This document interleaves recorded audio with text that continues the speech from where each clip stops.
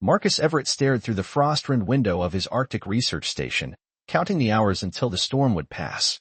The wind howled like a wounded animal, snow piling in drifts that would soon swallow the lower section of the building.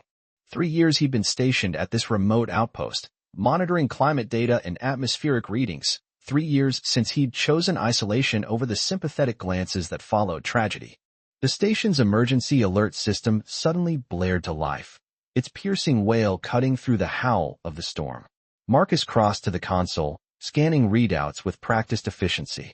Something had breached the atmosphere directly above his position, something that shouldn't be there.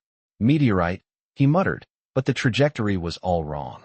The object was slowing, its descent controlled until the final moments when it plummeted at an alarming rate. The impact registered just 2 miles from the station. Marcus hesitated only briefly before suiting up. Regulation dictated immediate investigation of unidentified entries into restricted airspace. Besides, if someone was out there in this storm, they wouldn't last an hour. The snowmobile fought against the wind as Marcus navigated by GPS coordinates. The object's heat signature burned bright against the white landscape, a smoking furrow carved into the pristine snow. As he approached, his headlamp illuminated something no training had prepared him for, a craft of unmistakably alien design, its silver hull cracked open like an egg. "Hello," Marcus called uselessly, voice muffled by his thermal mask and the screaming wind. Drawing his sidearm, standard issue for a former military medic, he approached cautiously. Movement caught his eye, a figure crawling from the wreckage. Marcus's training took over as he rushed forward, catching the being before it collapsed completely into the snow. In his arms lay a woman, not human, but remarkably humanoid. Her skin had a faint lavender tint that seemed to pulse with a bioluminescent glow. Where hair should be, delicate tendrils flowed like liquid silver from her scalp. Her abdomen was swollen with what could only be pregnancy. Most alarming was her right arm, bent at an unnatural angle, clearly broken. Her thin garments, torn and inadequate for the brutal cold, revealed lacerations across her shoulders and torso. Her eyes, large, iridescent, and a striking violet, fixed on Marcus with terror before flickering closed. "I'm not going to hurt you," Marcus said, knowing she couldn't understand. She trembled violently in his arms, her body temperature dangerously low even for a human. Whatever she was, hypothermia would kill her soon.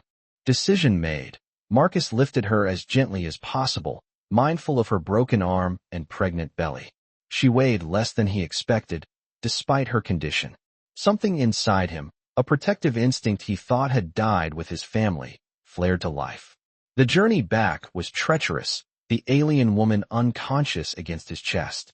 Each jolt of the snowmobile made him wince, imagining the pain it would cause her broken arm. The storm intensified, visibility dropping to near zero. Marcus navigated by instinct and memory, the station's emergency lights finally breaking through the curtain of white. Inside, Marcus laid her on the examination table in his medical bay. The station was well equipped. He'd insisted on that when accepting this assignment. As he cut away her tattered clothing, replacing it with thermal blankets, the woman's eyes fluttered open. She recoiled, a sound like musical wind chimes escaping her throat. "You're safe," Marcus said, showing empty hands. "I need to set your arm. It's going to hurt." She watched him, wary but too weak to resist, as he prepared a splint. Her skin felt like velvet under his fingers, warm where the cold had receded, pulsing with that strange internal light. As Marcus positioned her broken arm, her free hand suddenly gripped his wrist. Their eyes met, his weathered brown against her luminous violet. In that moment, something passed between them, a recognition that transcended species. "Alara," she whispered, her voice like nothing he'd ever heard, placing her hand over her heart. Marcus nodded slowly, understanding. "Marcus," he replied, mirroring her gesture. Outside, the storm raged on, but inside the station, two beings from different worlds found shelter in each other's presence. The second day brought fever. Alara's lavender skin darkened to a worrying purple, her luminescence flickering erratically. Marcus monitored her vital signs as best he could, adapting human medical knowledge to an alien physiology he barely understood. "Hold on," he murmured, replacing the cool compress on her forehead. Her broken arm had been set and immobilized, but infection was another matter entirely. Human antibiotics might kill her rather than save her. When Alara began to shiver violently despite her fever, Marcus wrapped himself around her, providing body heat. It was during one of these moments that she first truly woke, her tendrils curling against his neck. "Marcus," she whispered, the only word she knew in his language. He pulled back enough to see her face. "Yes. How are you feeling?" Alara blinked slowly, then placed her good hand on her swollen abdomen. The gesture was unmistakable concern for her child. "Your baby seems stable," Marcus said, pointing to the makeshift fetal monitor he'd adapted from the station's equipment. The rhythmic beeping seemed to reassure her. Over the next days, communication evolved through gestures and drawings. Marcus learned that Alara had escaped from her own kind, scientists who viewed her pregnancy as an unprecedented opportunity for study. The father of her child belonged to a species considered inferior by her people. Their relationship had been forbidden, his execution swift. "They wanted to take my child," she explained through crude drawings and pantomime. "Experiment. Study. Not mother. Specimen." Marcus nodded grimly, understanding all too well the depths of her fear. During one particularly difficult night, as Alara struggled with pain, Marcus found himself speaking of his own loss. "I had a family once," he said, knowing she couldn't fully understand his words but seemed to take comfort in his voice. "My wife, Isabel. Our daughter, Emma. Car accident. Black ice." He swallowed hard. "I was supposed to be driving. I swapped shifts at the hospital. I wasn't there." Alara reached for his hand, her fingers intertwining with his. Though she couldn't comprehend his words, the grief in his voice transcended language. Her tendrils emitted a soft, comforting glow that pulsed in rhythm with his heartbeat. By the end of the week, Alara could stand. Her arm remained splinted, but the fever had broken.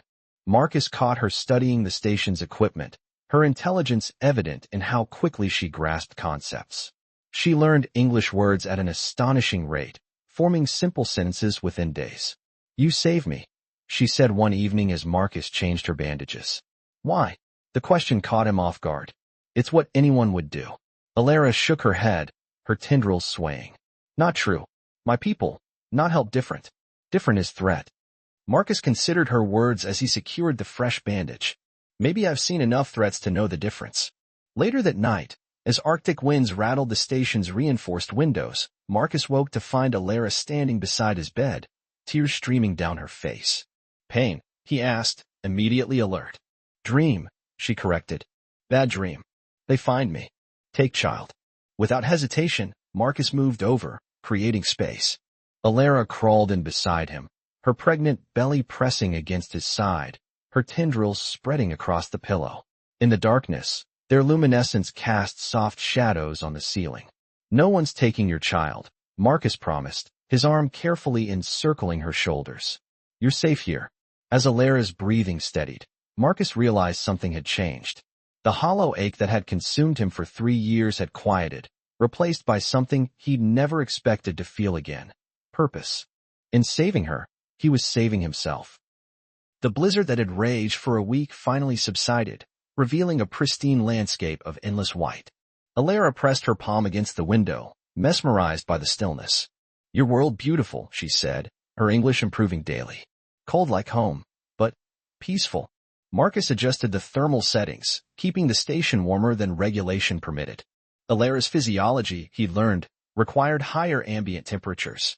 "Your home wasn't peaceful?" he asked, sliding a mug of sweetened tea toward her, her newfound addiction. "Science planet," she explained, struggling with the complex concept. "Always questions, tests, progress. Beauty not valued." They had developed a routine over the past 2 weeks. Mornings were spent on language lessons, afternoons on physical therapy for her healing arm. Evenings belonged to cultural exchange, Marcus showing her Earth films and music while Alara demonstrated aspects of her people's technology through diagrams and the limited components salvaged from her craft.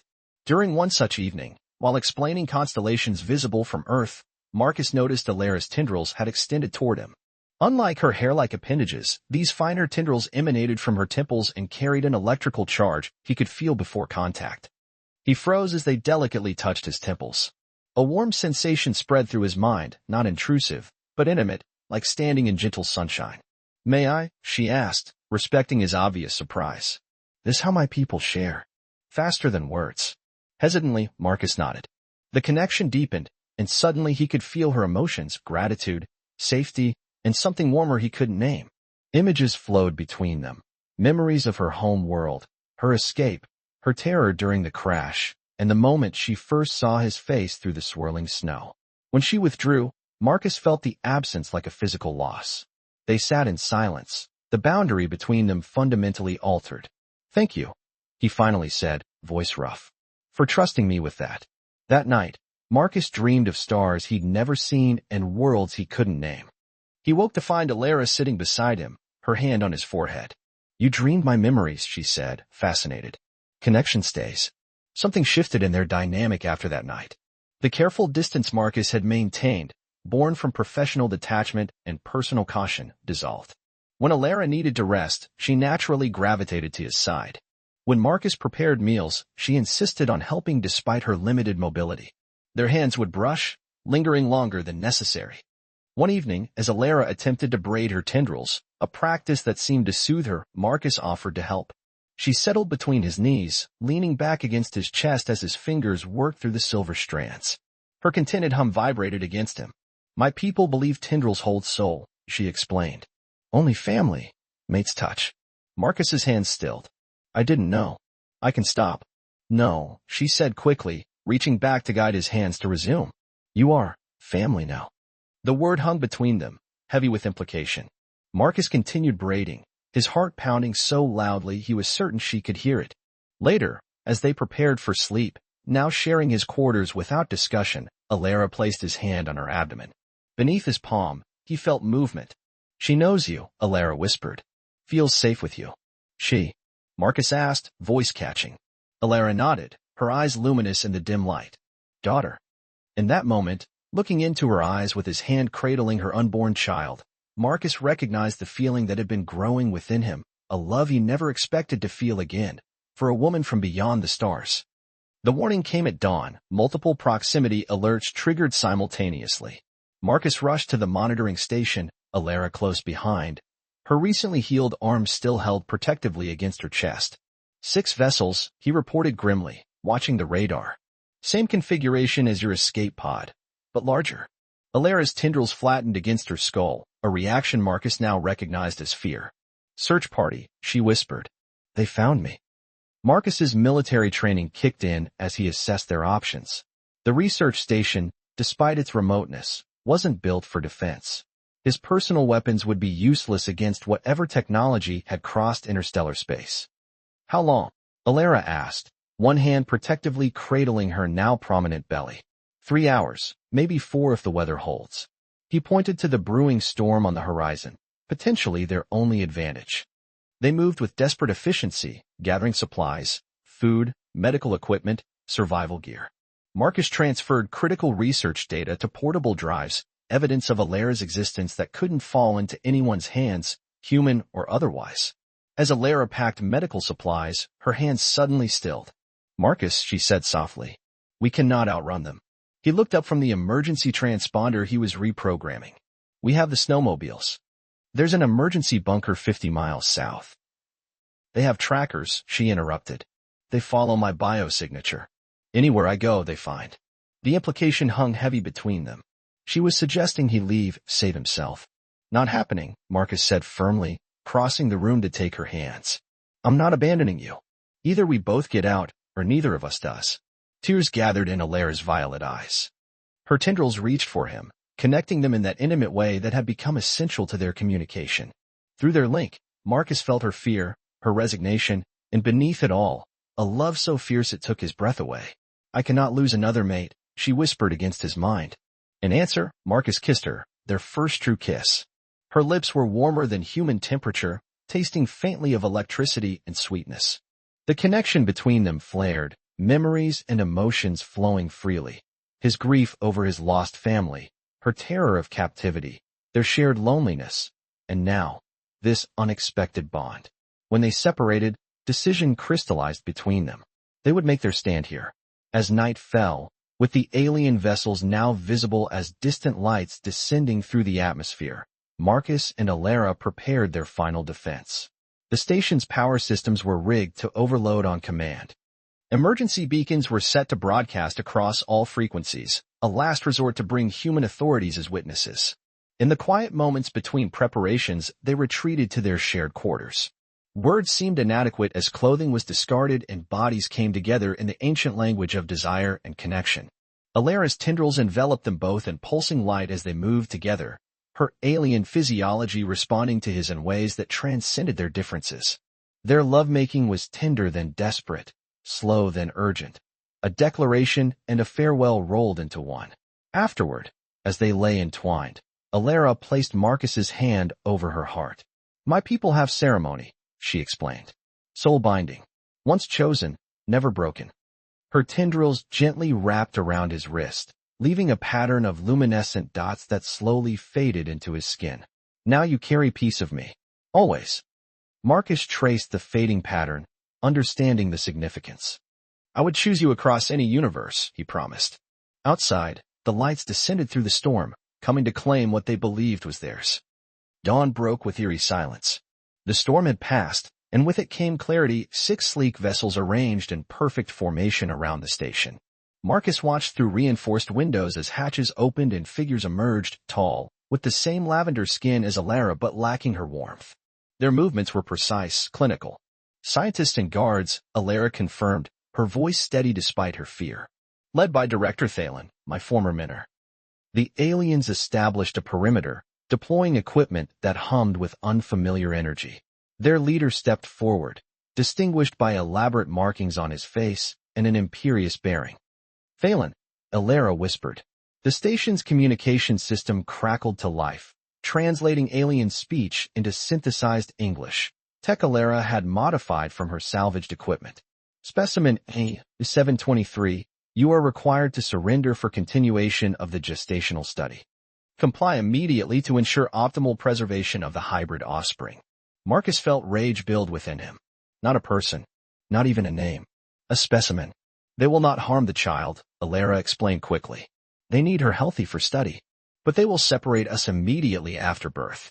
"Like hell they will," Marcus growled, moving toward the communication panel. Before responding, he turned to Alera. "Do you trust me?" Her tendrils reached for him, brief connection confirming what words couldn't express.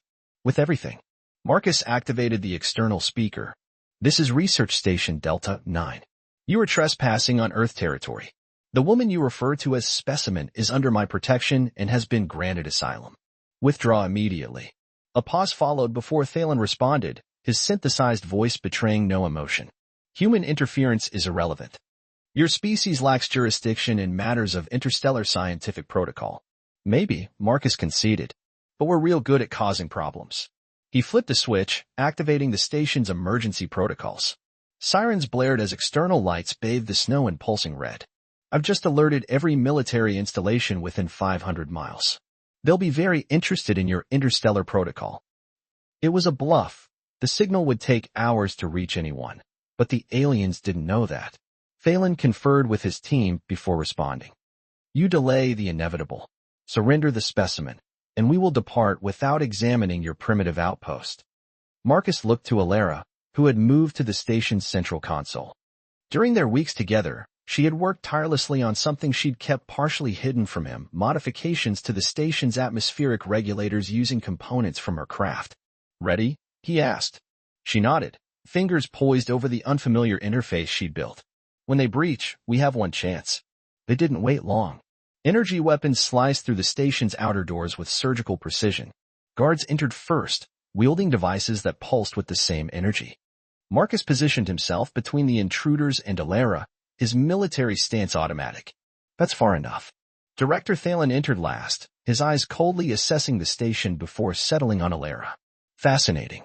You've adapted to cohabitation with this species." His gaze flicked to Marcus. "A primitive defense mechanism, perhaps? Securing protection through symbiosis." "Love," Alera corrected, her voice stronger than Marcus had ever heard it. "Concept your science cannot measure." Thalen's expression remained impassive. "Irrelevant. The offspring's development is our only concern." He signaled the guards, who advanced toward Alera. Marcus stood his ground, though he knew his resistance was symbolic at best against their superior technology. "Now, Marcus," Alera cried, activating her modified console.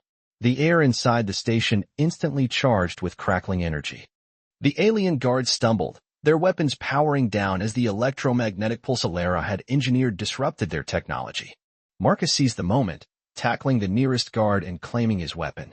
What followed was chaos, Marcus's military training against alien physiology, technology against determination. He sustained injuries but maintained position between the aliens and Alara, who continued modulating the electromagnetic field to keep their weapons disabled. When Director Thalen broke through toward Alara, Marcus intercepted him, the alien weapon discharging with a pulse that sent the director crashing against the wall. Silence fell as the remaining guards assessed their fallen leader. Alara stepped forward, her pregnant belly prominent, her stance regal despite her obvious exhaustion. Tell Council this specimen claims independence. My child belongs to no study. Any who follow will meet same resistance. The guards retrieved their unconscious director without comment. The retreat was orderly, efficient, qualities her people valued above all else. Within minutes, the vessels lifted off, disappearing into the Arctic sky. Marcus collapsed against the console, blood seeping from a wound in his side. Alara rushed to him. Her medical knowledge, combined with his instructions, sufficient to stabilize him. As she worked, the baby kicked forcefully enough for both to feel it. They laughed despite the pain and chaos, the sound of their mingled joy echoing through the damaged station. They will return, Alara acknowledged as she finished bandaging his wound. With better shields against my technology. Then we'll be somewhere else, Marcus replied, touching her cheek. This planet has plenty of remote places, places where a man, an alien woman, and their daughter might live in peace. Alara's tendrils curled around his wrist, illuminating the pattern she'd marked him with, now permanently etched into his skin, glowing faintly. Home is not place, she said softly. Home is people who defend each other, who choose each other. Outside, the Arctic sun broke through clouds, casting prismatic light across the snow. Inside the damaged station, two beings from different worlds held each other, their improbable family intact. Marcus placed his hand over Alara's belly, feeling the strong kicks of their daughter. What's your word for hope? He asked. Alara made a sound like crystal bells chiming, impossible for human vocal cords to reproduce. That's her name, then, he decided. In any language. Alara smiled, the glow of her tendrils brightening. Hope, she repeated in English, testing the word that would define their future. Yes. Perfect.